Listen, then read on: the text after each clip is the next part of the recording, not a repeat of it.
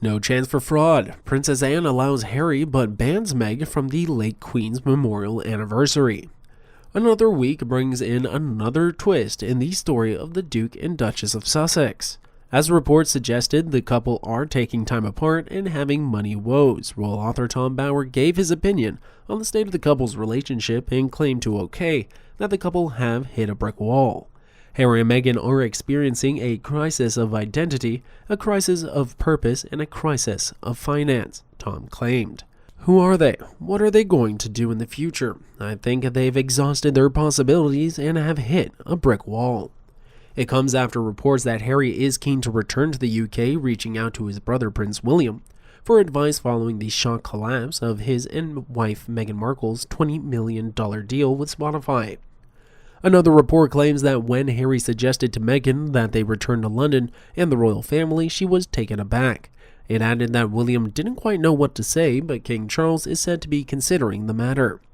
According to a royal staffer, Princess Anne has stated that Prince Harry will be able to return to the UK on September 8th for the late Queen's funeral ceremony. In contrast to Harry and Meghan Markle was barred from attending the celebration because of the Queen's rude conduct in the Sussex Netflix documentary. The news came as members will be announced just before first anniversary of her death, as government said that the commission will be given careful consideration. According to The Telegraph, a national memorial to Queen Elizabeth II will be commissioned by a new committee. The royal household and the government are understood to have been working hand in hand on the project, and the membership of the committee will be announced before the anniversary of her death on September 8th. The Cabinet Office has warned that the late Queen's name will be closely protected, and applications from those wishing to mark her reign with a park, garden, or street using her full title will only be granted to those with strong royal connections.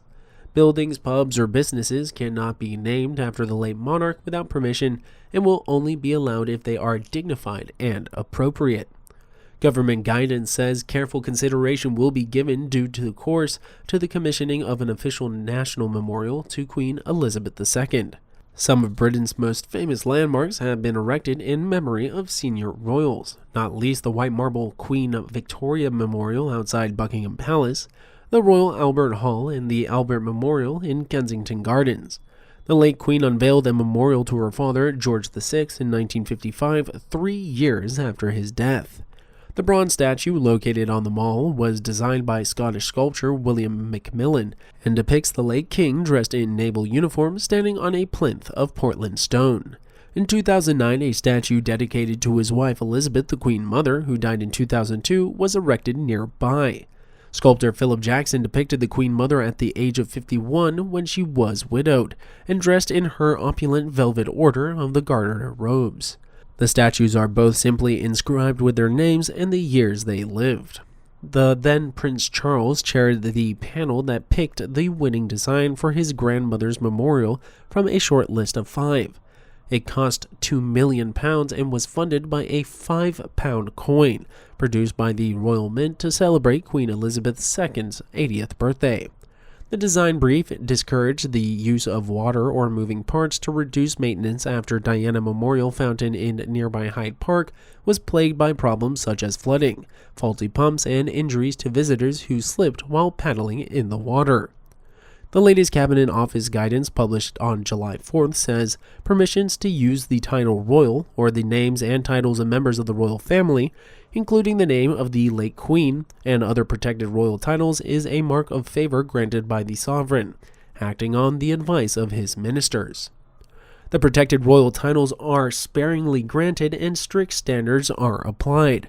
It adds that committees, organizations, and individuals who wish to mark the passing of Queen Elizabeth II and commemorate her extraordinary reign through the use of her name and title should make an official application.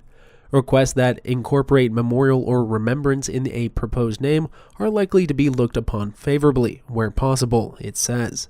The full title of Queen Elizabeth II will continue to be closely protected and only be granted for applications with strong royal connections.